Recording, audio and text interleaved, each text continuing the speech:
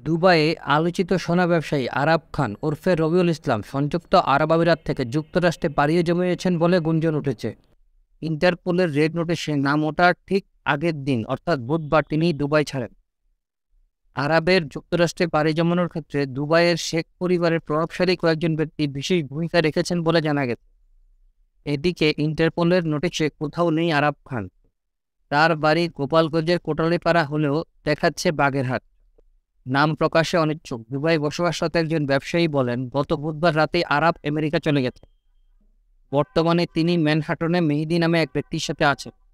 বাংলাদেশের আইন প্রয়োগকারী সংস্থা চাইলে বিষয়টি যাচাই করে দেখতে পারে।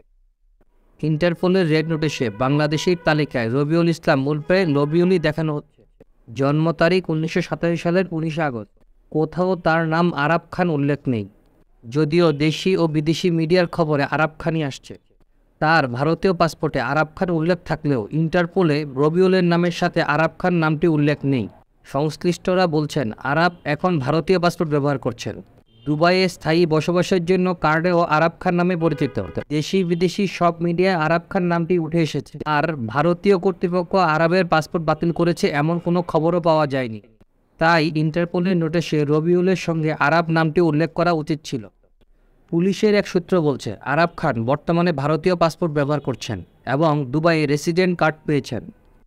আরাব খান যে বাংলাদেশের পুলিশ কর্মকর্তা হত্যাকাণ্ডে জড়িত এ বিষয়ে সকল কাগজপত্র ইন্টারপোলে পাঠানো হয়েছে। ইন্টারপোল সবকিছু দেখেই রেড নোটিশ জারি করেছে। বাংলাদেশের পাসপোর্টধারী না হলেও অপরাধী হিসেবে চিহ্নিত করে তাকে বাংলাদেশে ফিরিয়ে আনতে কাজ করছে বাংলাদেশের পুলিশ সদর দপ্তরে এনসিবি শাখা। ইন্টারপোল ও দুবাই পুলিশের সাথে নিয়মিত যোগাযোগ রাখছেন এনসিবির কর্মকর্তারা। ইন্টারপোল ও দুবাই পুলিশের সাথে সমন্বয় করে কোন প্রক্রিয়ায় আরাবকে দেশে আনা হবে এ বিষয়ে এনসিবির কর্মকর্তারা কাজ করছেন। নোটিশে আরাব নেই কেন? পুলিশ সদর দপ্তরের এনসিবি শাখার এআইজির কাছে জানতে চাইলে তিনি এআইজি মিডিয়ার সাথে কথা বলার পরামর্শ দেন। পরে এআইজি মিডিয়া বলেন, বিষয়টি নিয়ে পুরোপুরি ক্লিয়ার হওয়ার পরই আপনাদের জানানো হবে। বাংলাদেশ পুলিশের পক্ষ থেকে পর্যাপ্ত ডকুমেন্টের ভিত্তিতে ইন্টারপোল এরই মধ্যে দুবাইয়ের স্বর্ণ ব্যবসায়ী আরাব খানের বিরুদ্ধে রেড নোটিশ জারি করেছে। তাকে দেশে ফিরিয়ে আনতে ইন্টারপোল ও দুবাই পুলিশের সাথে সমন্বয় করছে এনসিবি শাখা। পুলিশ সূত্র বলছে, রেড নোটিশ জারির পর থেকে দুবাই পুলিশের নজরদারিতে আছে আরাব খান। দুবাই থেকে যাতে পালিয়ে যেতে না পারে সেই জন্য দুবাই পুলিশ নজরদারি বাড়িয়েছে। এ বিষয়ে দুবাইয়ে বাংলাদেশের দূতাবাস খোঁজখবর রাখছে।